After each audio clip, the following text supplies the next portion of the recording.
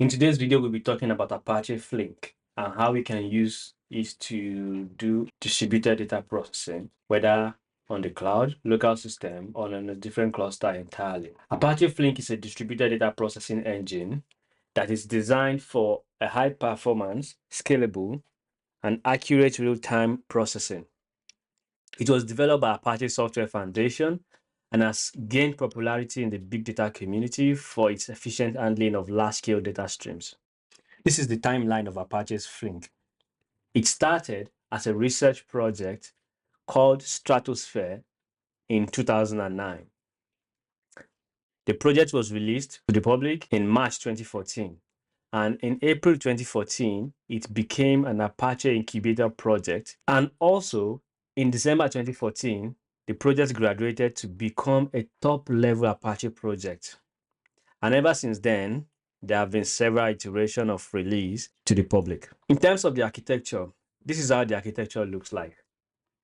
The system has the master worker architecture, and your program is going to be submitted to the job manager on the master. The job manager is going to be using the actor system to send this data to the worker that are connected to it for processing. And each of them are going to process this result and send it back to the job manager for presentation. The component stack of Apache Flink looks like this. It has the first layer of the library, which has the complex event processing, the table API and SQL, which can be relational, Flink ML for machine learning, the Jelly for graph processing, the table API and SQL, of course, which could also be relational. Then the API, Flink supports two types of API, the data stream API and the dataset API. The dataset API is for batch processing, while for data stream API is for stream processing. Both the data stream API and dataset API will generate the job graph after compilation.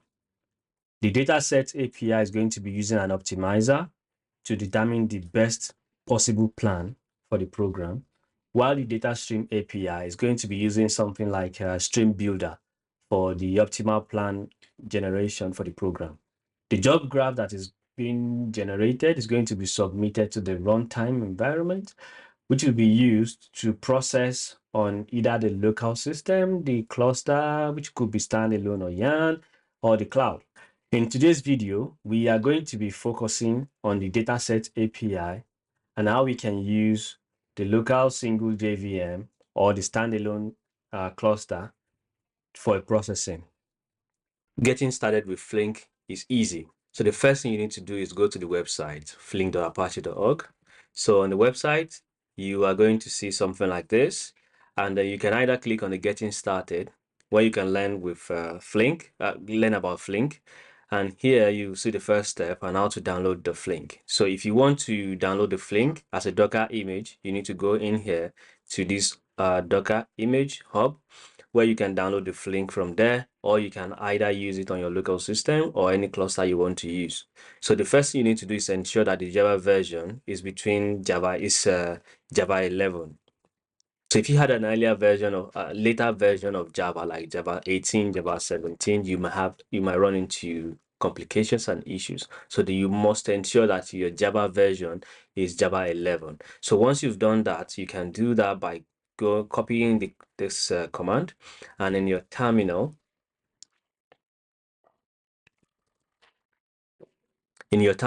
you do Java version, and you can see the Java version that I'm currently using. I'm using the OpenJDK 11.0.21, which is this version. So if you are using a higher version, I would highly recommend that you try to downgrade your Java version to Java 11. And if you are using a lower version, please upgrade your Java version to Java 11 before continuing.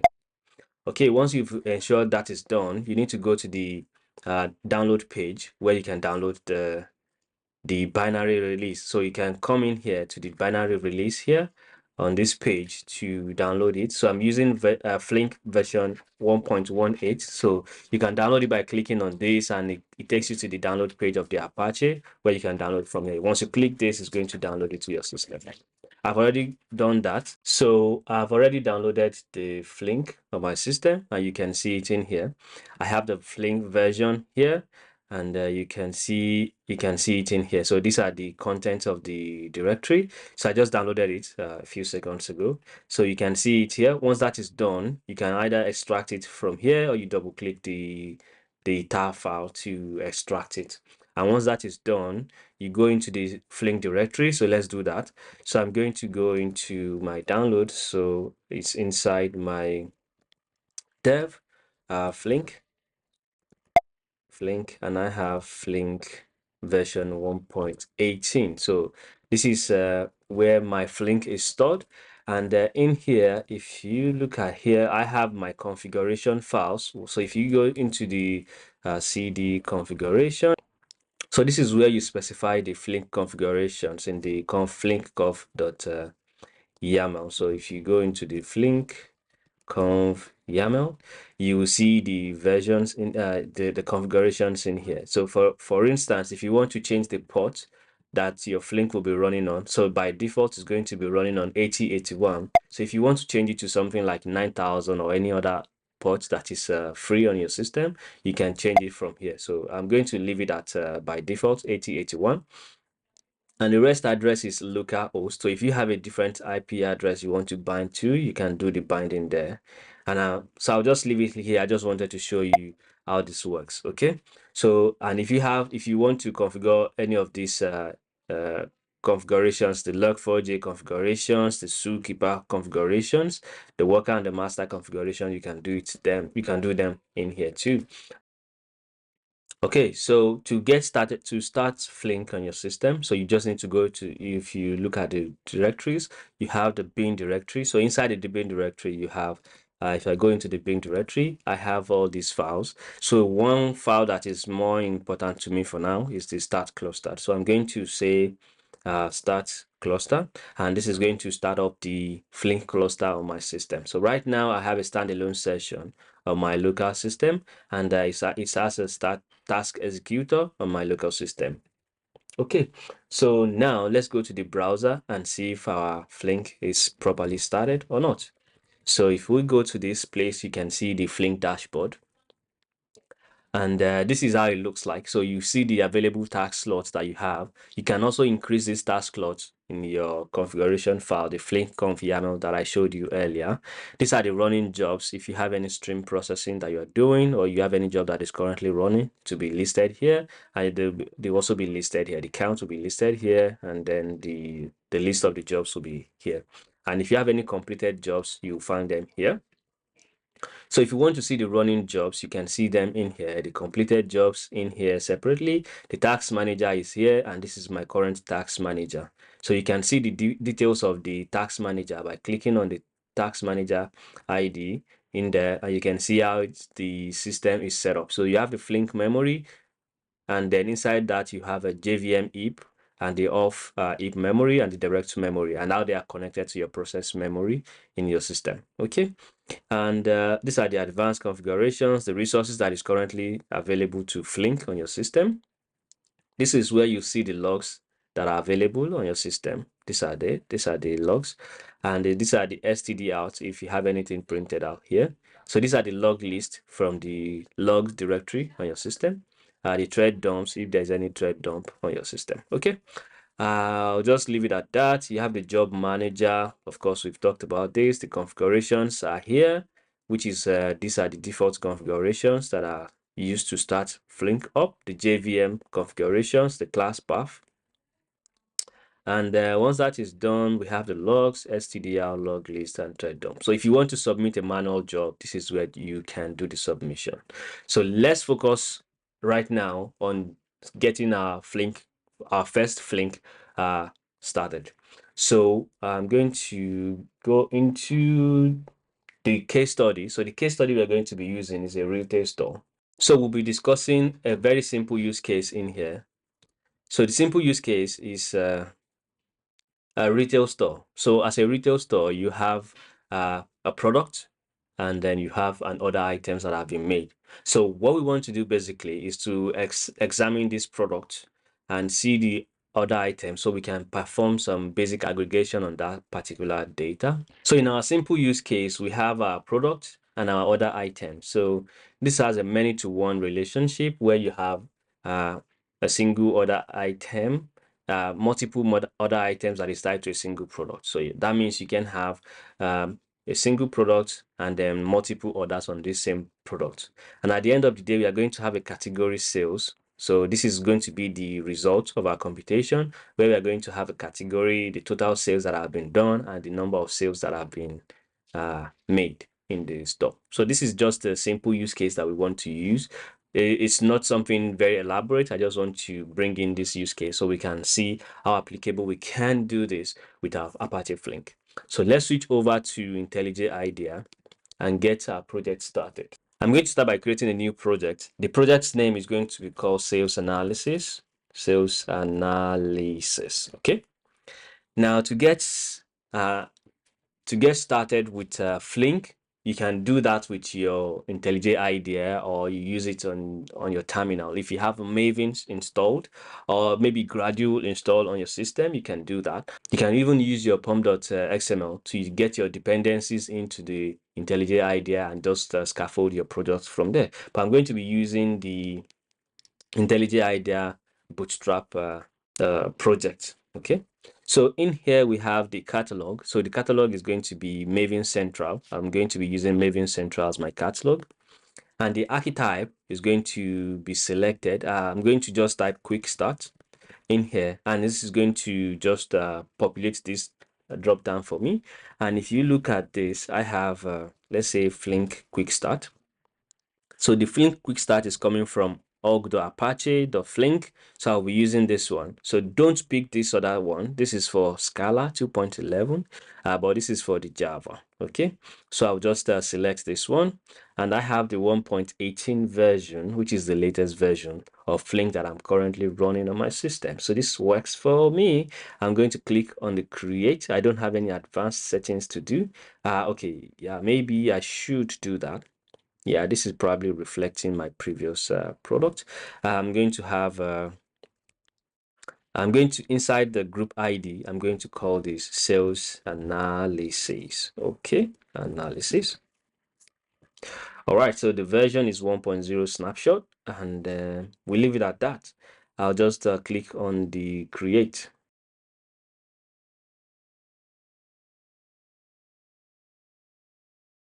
Now the project is ready to get started, but I just want to make a quick note here. This project is a batch processing project. It's not a real-time streaming project. It can be converted to a real-time streaming project, but we are going to stick to the batch processing for now. And in the next video, we're going to be discussing further on real-time streaming with Apache Flink. So let's continue. All right, so in our source directory, we have the main, and then we have the Java, which is this is a data stream job. So even this is saying it's a data stream job. Right now, it's still a batch processing job. Okay. Well, this is the skeleton, and now it looks like to get started. So I'm going to bring in our data sets. So I'm going to create a new directory in here. I'll call it datasets.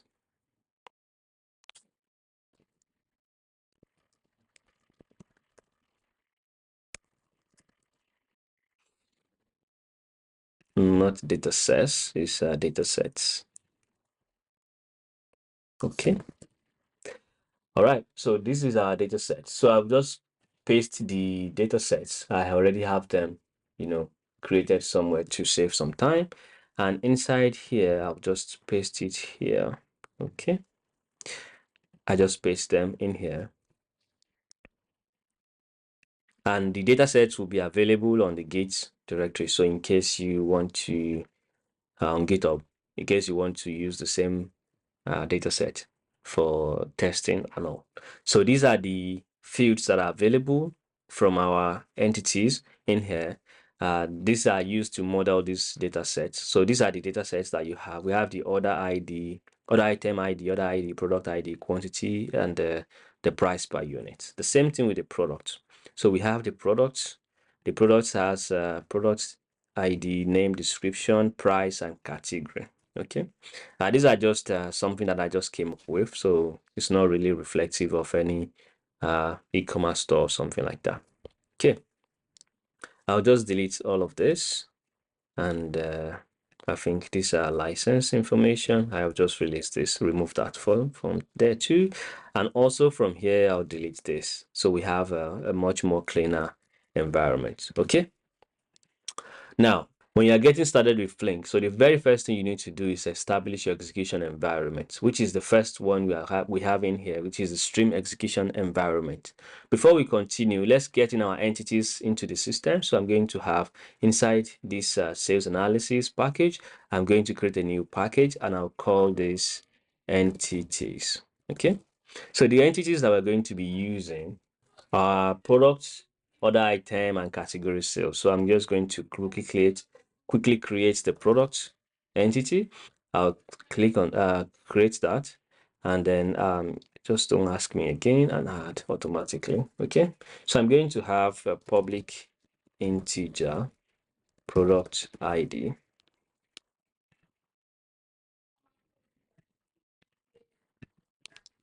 Then I'm going to have another public string name, public string description, public string category, public float price. Okay, so once this is done, we get in the second entity into the system. So we have order item. So in our order item, I'm going to have, if you look at the CSV in here, the other items, so we have the order item ID, order ID, and the rest. Okay, so I'm just going to bring them into the fold. All right, so with that on the side, and I'm going to have public integer order item ID, public integer order ID, public integer product ID, public float price per unit, is it? And yeah, quantity also. So I'm going to have public integer quantity. All right, so now that these two guys have been brought in, so the last one we want to do is fixing our category sales, which is having category, total sales, and the count.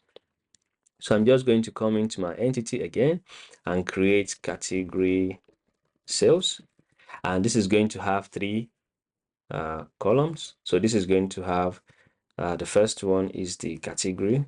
So this is a string, public string category. The next one is total sales. So I have a public float, total sales. And the last one is the integer, which is the count. So I'm going to have public integer count. Yeah, okay. Now, once these things have been brought in, so the next thing we want to do is establish our getter and setter. One easy way to do that is to come in here and just I did a control click, or you right click on this, you right click in here in this empty space, and then you go into generate. Okay, so you see that you use this generate on the right click context, or you click on command N, or you use control enter, control return. Okay, if you're using Mac. So you can use the getter and setter to set up this environment like this. So something like this works. Okay, so but I have something more easier to use. So I've been using it for quite some time. So I'll just remove this. I'm not going to be using this getter and setter from here. So I'll just be using a package called a module. It's a dependency. I'll call it Lombok. So I'll be using the data from Lombok. Lombok allows us to have access to the getters and setters without having to specifically and expressly specifying them. So you can have your all argument constructor, no argument constructor. If you're a Java programmer, you kind of relate what I'm talking about. The easiest way to get this into the system is to come in here and in the context in here and just click on the Lombok class path, add Lombok to class path. This automatically adds Lomboks to the class path and then import it for you. Okay, so you don't have to specifically go into the pom.xml and add a dependency. But if you must do that, you can get that in the dependency in here. So you have the dependencies here, and if you look at the last one, so Lombok has been added in here and in the scope of compile. Okay, so this is Lombok 1.18.24. So this automatically gives you access to the getters and setters. And if you need other constructors like the no argument constructor, where you just specify something like this, where you say public product, something like this, and then you set your variables here. So instead of doing this, you can just easily come into your class at the top in here and says no argument constructor. So this gives you automatically a default constructor. Okay, so we're going to be doing the same thing for other items. So I'll just come in here at data, then at no argument constructor. Then the same thing with category sales. So I'm going to have at data, then at no argument constructor, and I'm going to have one other argument in here. I'll call this all arguments constructor because I might want to pass in everything at the same time to the category cells. Okay, so once the entities are sorted, so the next thing you need to do is go back to your data stream job. So inside the data stream job, we are going to be writing our data, we are going to be bringing in our data sources. So before we continue, we are not using the data stream job right now. So this is kind of misleading. So let's rename the class name from data stream to data batch job. So I'm going to change this to data batch job. I'll just come into this guy and do a refactor and rename the rename to, instead of data stream job, I'm going to have data batch batch job. Okay, and I'll do a refactor in here. Okay, so this is automatically updated. So I have a new class. The class name is now reflecting that. Good. So right now, let's fix this stream execution. We are not using the stream execution. So I'm going to remove the stream execution from here. And I'll just run that. Okay. And once this is done, so the next thing we want to do is bring in our data sources. So I'm going to bring in data source from Apache Flink. Okay. So I'm going to be bringing the order item.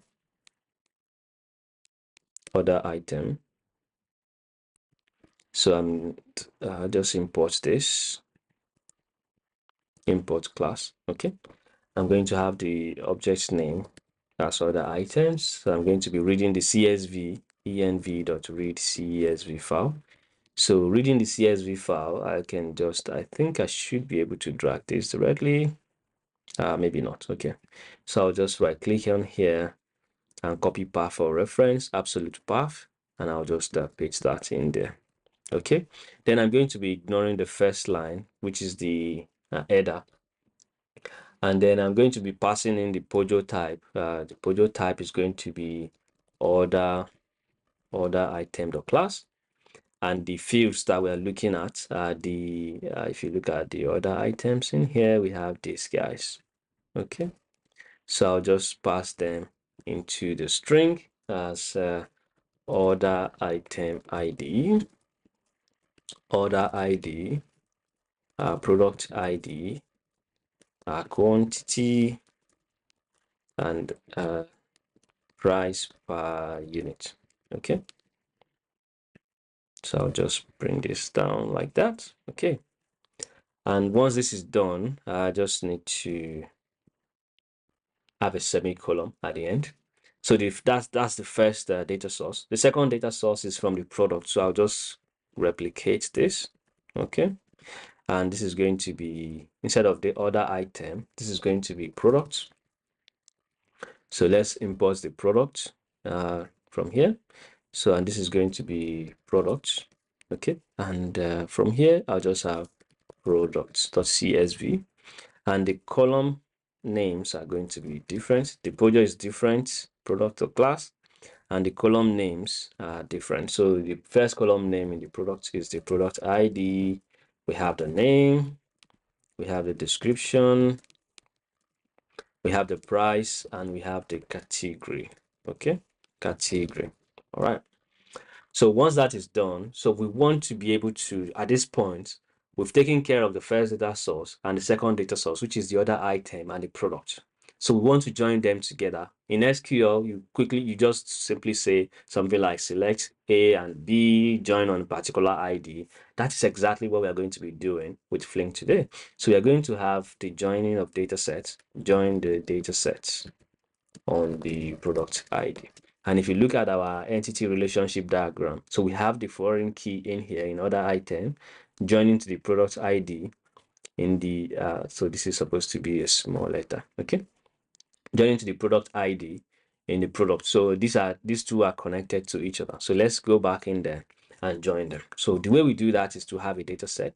I'll just have a data set in here. And I need to know the number of columns that I'll be joining them on. So I have a tuple. So I'm going to say I have a tuple in here. So the tuple is going to be, let's see, how many columns are we looking at? So we have 1, 2, 3, 4, 5. And for the other items, we have this, okay? So I'm just going to stick to maybe just 5 of them or 6. I'll just stick to 6 of them. So I'm just saying tuple 6. I'll be using the tuple 6. Okay. So the tuple 6 is going to give me access to the string, which is the, let's say, the product name, the string, and then I'm going to have a float, integer, the float, and a string. Okay, I'll explain how this looks like shortly. So joined, we are joining them on other items. So I'm joining them with product. So join, I'll just break this down. Join products. So I'm joining the two products on what? So I'm going to say where the product ID from product ID from other items, okay, equal to the product ID. Okay, so the product ID from other item is equal to the product ID from product. Okay, so once that is done, I'm going to be doing a with. Okay, so with the join function, in here, I'll just bring this in. Join function of order item. Then I have a product as the two key items there. Then I'm going to have a tuple 6 as a string, float, integer, okay, float and a string. Okay, so I'm going to be representing this with first and second, which is the first and the second. So that means I have the order item ID in here, order item as the first, product as the second. Then I'm going to be using a lambda function. Okay, the lambda function is going to return to me a list of items that I want to see. So the string, float, integer, floats, string that I'm seeing in here, this is the return type or the results that I want to see. Okay, so I can also put this in something like an entity that I want to use, or a simple class that I can use as my DTO. I just wanted to use the tuple 6 as to just easily just represent them regardless. So I have a tuple 6 in here, tuple 6, and for the tuple 6, the first column is going to be from the second. So I'm going to be getting the product ID from there to string, okay, and the second dot name, I'm going to be getting the product name as well as the sales, the total sales. So I'm going to say first dot price per unit multiply by the first dot price the quantity, is it not?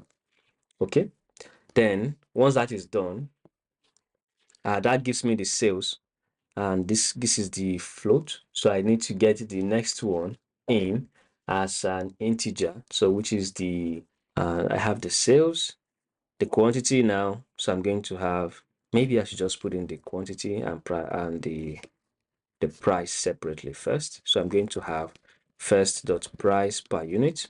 Okay. Then first dot quantity. Okay. Then I get the sales from here. Then the last one that I want to get is the category. So I'm going to say second dot category. Okay. So again, to go through that again, I have six records in here. The first one is the product ID. I have the name of the product, the price of the product, the quantity, the price per unit, multiplied by the quantity, which is the total sales, of course. And I have the second category. So this is the category of the product. Okay, so once this is done, I'm going to just put this on the same line. So once that is done, I need to return. So I just have a return statement, which returns to me type information of new type int. Okay, tuple 6. So I'll just copy the same tuple that I have in here as my return type. Okay, so I'll just paste it here. Yeah, let's import the type int. Okay, so once that is done, the next thing that I want to do basically is just to close this. Okay, and then like this, just so let's format that. Okay, so right now I have this working. So right now, what I'm doing basically again is to join the other item and product on product ID, where the product ID from items equals to the product ID from product. Then once I have that, I'm joining the two to return to me a tuple of 6 records. So which is this other item and the product. And that's how I got my first and second. So these are the return type from here, and that's what I'm returning as my return information from there. So basically I can do joint.print at this point, and I'll be able to see the joint record when I'm running this job on Apache Flink. Let's take that for a spin and let's see. So I'll just save this. Right now I'm not writing any sync, so I'm going to have an error. So let's just see if everything is working fine, and we can submit this to our cluster. Okay, so I have a Maven package. So package is going to automatically compile and package for me. So if I just want to compile to see if there's any error, I can do Maven compile. If I want to package only, package and compile, I can do Maven.package, which is automatically going to detect the changes and compile if necessary. Okay, so I'm going to start with Maven compile.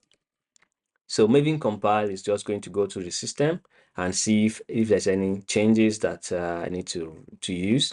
So once that is done, I can see the errors. So the errors and the success, if everything is successful. And once this is done, I have a Maven package. Okay. So this is going to generate a jar file for me, and you can see the jar file that is generated in here. So you can see it here, which is the target. And if you come to the target, you see the file in here. So good. So once this is done, I just need to find my Flink cluster and submit my job to it. So I'm going to go into the bin 118. Okay, so 1.18, and inside my bin, I'll just have my bin, and I'm going to have Flink. Then I'm going to be running. So passing the class name, which is the sales analysis. Okay, and then the name of the class, the main class, which is the data batch job dot data batch job, and then I just need to pass in my target directory, my target jar file. So I'll just what am I doing? Yeah, my target. So I'll just have targets, and that will be sales analysis 1.0 snapshot. Once I click on enter, this is going to submit the job to our Flink cluster. So it says job submitted with an ID, and it says there's an error, which is fine because of the sync, because we don't have any sync, which is the right the output. Okay, but right now we have the print, and you can see all of the records. This is 20 records, and this is joined together. So you have the order items and the product. And if you look at the data sets that we have, let's put this on the side by side, and let's see if everything is working as expected. Okay, I'll put this on the side. So we said we wanted to see, yeah, I want to put it on the side. Okay, it's not allowing me to do that. Yeah, it's not allowing me to do that, but we have the other items, which is here, and we have the product ID, products, which is here. So I'm joining them together, and I'm returning product ID, product name, price per unit, which is everything that is here, product ID, product name. Then in the other items, I have my price per unit, and then I have the quantity from the other items, which is this, and I have the total sales, which is the multiplication of the price per unit and quantity, and the last one is the category from product, which is the last one here. Good. So this gives me the right data. So the next thing that I want to do is serve another layer that I'm going to be doing a grouping based on the category to see the total sales per category from there. So let's proceed. So I'm just going to reduce this a little bit and then delete this.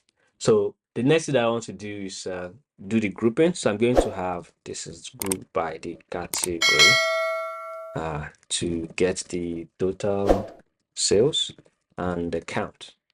Okay, so I'm going to have a data set, and right now we have a category sales right here, which is currently here. So I can use this as my DTO. So I can say category sales.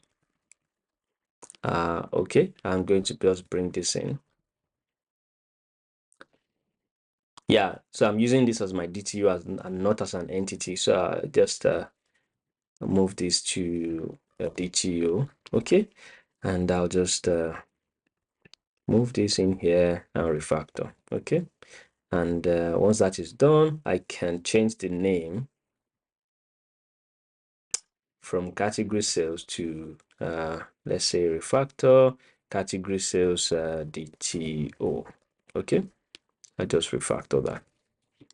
So it makes more sense. Okay, so right now I have my category sales DTO. So I'm going to have category sales as my DTO, and I'm going to be joining them on the join. So I want to perform an aggregation on the join right now.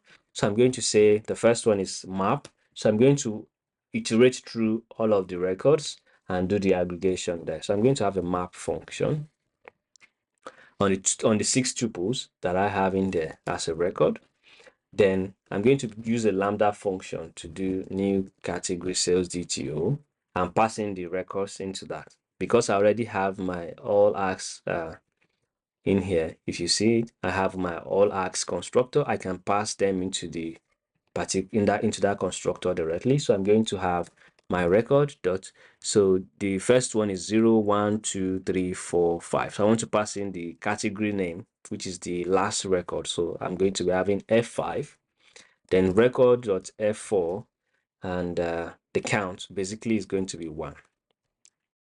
So once this is done, it's going to map them the first time, all of them to each record. Then I'm going to now do a group by. Okay, then returns category sales DTO.class. Good.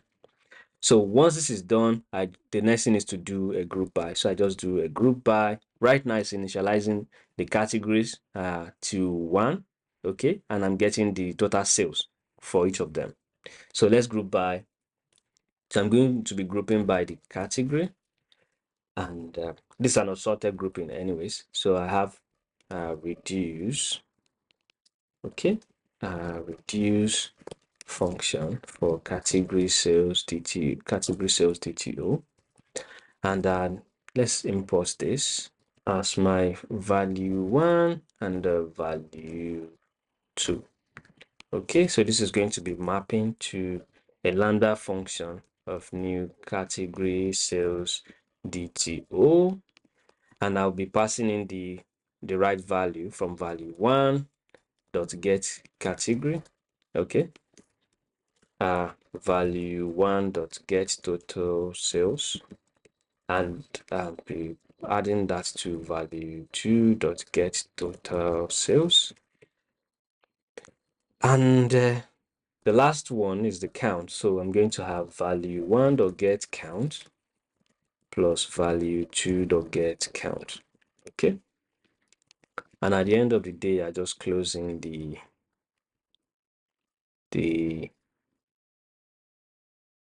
brackets. So let's see, my reducer is supposed to be in a bracket. Let's see why. Import the class, and I'm going to close that. So this is value 2. Good. Now, basically, the first time I'm doing a mapping, I'm initializing them to 1. Then I'm grouping by the category to do a reducing function on the value 1 and value 2. Of course, if you are familiar with reduce, the way reduce works, you have the accumulator and then you have the values you want to accumulate for. Okay, so in here I have my category, I have my total sales for the first value, the total sales from the second value. I had them together, the same thing for the count. And right now I have access to my category sales DTO that is having the right data set. Okay, so this is not really a DTO anymore, it's the data set. So if I do category sales dot print, and I print this to the terminal, I'm just going to do Maven package again to recompile and package, and I'm going to resubmit this. Okay, right now it's submitted, even though it says there's an error, but the computation is done in here. And you can see each of the category sales are here, which are currently, in here, sitting here pretty nicely. And you can see the submission on the UI in here. If I do completed jobs, you see the completed jobs in here, which is the end time. The latest one is 203. Okay, if I click on this, you see what is going on in here. So I have my first data source and the second data source that are joined together. So let's minimize this. They are joined together. Okay, the join, map, and reduce, which are the 3 functions that we're doing at that point. Then from there, it does a reduce function, and then it's printing on the UI. Okay, so now that is done, and the next thing that I want to do is just basic sorting and all that. You may not need this, but I just wanted to show you how this works. So let's say we say sort by total sales in descending order. So to do that, you just say category sales dot sort partition, basically from total sales. All right, which is what I have in here. So sorting that in order, in descending order. Good. Then at the end of the day, I just do a print. So this automatically sorts it for me in descending order based on the total sales. Now, but one of the use case that you use Flink for is you have some computations done, and at the end of the day, you write the output somewhere. So what we have right now in the DTO, you can't write it directly to something like DTO dot write as CSV, something like that. You can't do that with that. So the next thing we want to go look into is how to write that to a particular CSV. And I'm going to be looking at two approaches that I find interesting. One is not as efficient, but the other one is a little bit more efficient. So let's look at how it works. So if you have, in our case, we have a very small data set, so we can use a map. We can afford to loop through all the records from the start to finish. But when you have a very huge data set, maybe millions or even hundreds of millions of records, you may not want to do a mapping because it's going to slow you down. I mean, to do a loop through all the records. You may not want to do that. What you want to do basically is you want to write it directly and then maybe use something like an HDFS function to merge the outputs. Maybe you have an header somewhere, you have your file somewhere, you want to merge them together. It's easier to do that directly. Okay, so let's go in there. So you can't do something like this, category sales dot something like this, write as CSV, write as CSV. This is not going to work because this is more of this is not a tuple. So this is a DTO, a class, okay? And if you are wondering if it is going to work or not, you can try it out and let me know if it works for you. So the way to do that is the first is the easiest approach, but it's not as efficient, is to do a conversion to tuple, convert to tuple. Then you can have data set of let's say tuple, maybe 3, because we are using category, total sales, and count. Those are tuples right now. So you can have a tuple of string, float, and integer. Okay, as the, let's say, conversion. So you can have total sales, the map. So I'm going to be doing a map. So this is going to be a map function like we did before. Tuple 3, well, tuple 3, and then we're going to be mapping in the string, float, and integer. Okay, that's my tuple 3, but I need to pass in the object itself, so which is the category sales detail. Okay, so once that is done, I have this as my record, and I do a lambda function to do new tuple 3 to pass in the record.get category, and record dot, is it, what is going on? So something is not right here. So I have this is already closed, so it shouldn't be closed. Yeah, so record.get category, then I get the total sales, get total sales, as well as record dot get count. Okay, yeah, once this is done, so I just do a returns, let's see, yeah, so returns, I just need to close this part, returns, yeah, returns new type int of tuple 3, and I pass in string, float, and integer. Good. I just need to do it like that. Good. And I just lastly, I just need to have a semicolon to fix that. Then once this is done, that's not total sales, it's category sales. Okay, so once this is done, I just need to write this. I can write this conversion this time, and because it's a tuple data set, I can write this directly to my CSV. So I can do something like conversion dot write as CSV, and I'm going to just pass in the location that I want to pass it to. So let's say this, I want to have a folder called output, for instance. I'm going to have just copy the path for reference, absolute path, and inside here I just paste it here, and I'll just have the name of the file. So let's say tuple output.csv. Then I'm going to have the row delimiter, which is the \n, the new line, the comma the separator, which is the field delimiter, is a comma, and the write mode is going to be write mode overwrite. Okay, so this write it to a CSV for me, and even if I run it multiple times, I'm going to still get the right. It's going to be overwritten each time I run it. So I'm going to change the name of the job to, let's say, sales analysis. Okay, and I just need to do a compilation again to take this for a spin, compile, and then packaging rather, and I send it again to my cluster for processing. And if you look at the running jobs, let's see, it's completed.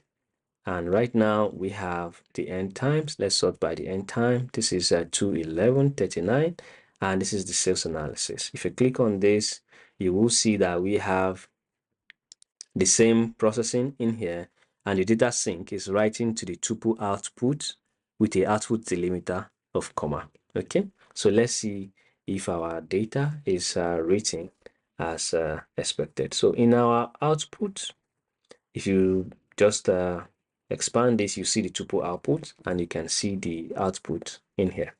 So you have this as your final output. Lovely, presented really nicely there. Okay, so this is the first way to write it to CSV. So the second way is a little bit more elaborate and more efficient than this. So the downside with this is you are using a map function to iterate through the entire record. And then from there, you're now converting each record to a tuple that can be written to a CSV at the end of the day. But that is not so efficient if you have a very huge data set. We want to look at something a little bit more efficient and more presentable, to say that. Okay, so the way to do that is to have I'm going to just have category sales dot output. So I'm going to tag into the output function, and I'm going to have new output format. So the output format is going to be category sales DTO, and this is going to be implementing these functions that I have in here. Okay, so the first one is to do the configuration. If we have any configurations that you want to add to this, you can add that to it. But basically, what this is, I'll just say configuration steps. If needed, can go here.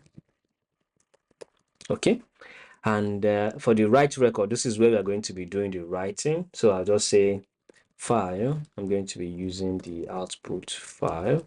It's going to be new file. So I'm using the Java IO file. Okay. So I'll just copy the same output directory from here and paste it here. No, I'll just paste it here. Okay. That's my file. So I'm going to have a this.writer. Okay. That I need to bring in and declare here. I'll just say private transient buffered writer. Okay, from Java IO, and I'll call this writer. Okay, so the writer is going to be writing the file using the buffered writer. Okay, and it's going to be a new file writer, is it not? Then the output file, and if you want to append or overwrite, you can do that. So I'm just passing the append through to this particular function, but you can overwrite the records if you want. So, but basically, I'm going to have in the write record. Oh yeah, this is I need to put this in a different. So I need to do an override. So I just do an override at over. This is at override. I'll be overriding the open function. So I have the public void open. So I'm going to have the task number of tasks, tasks. Okay, this throws an IO exception. So I'll just move this in here. Okay, and in my write record, this is where I'm going to be doing the writer.write for each of the records. I'm going to say record.get category, category sales writer.write. So this is not record, it's category sales.get category plus, okay, then plus record.get total sales, which is this one for each of the record. and I'm going to say plus comma this dot get count. Yeah, I need to just have open and close bracket for my total cells. And this fixed that for me. I'll just break this down for clarity. Just like this. Good. Then at the end of the day, I had a new line. So I have writer dot new line. Good. Then at the end of the day, I just close that particular writer. Okay, which is the writer dot close at this point. Writer dot close. So this is more presentable, and I feel like this is a little bit more better than having to use that this one tuple. It works also, but the the trade-off is something that is of a challenge. So you can have this one new output.csv. So I'm going to save this and just package. I'll just save this.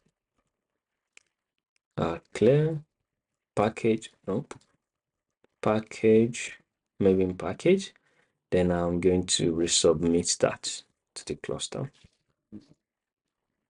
Okay, and you can see the job in here. And if you look at the completed jobs again, you'll see the latest one, which is the 218.910 at this point. If I click on that, you can see the data that is currently here. And it's writing to sales analysis of batch job at this point. So you can't see the CSV directly because it's using the output function. But if you look at the new output here in the output section, if you double click that, you see the output written pretty nicely. And there's no difference between the two actually. There's no difference at all.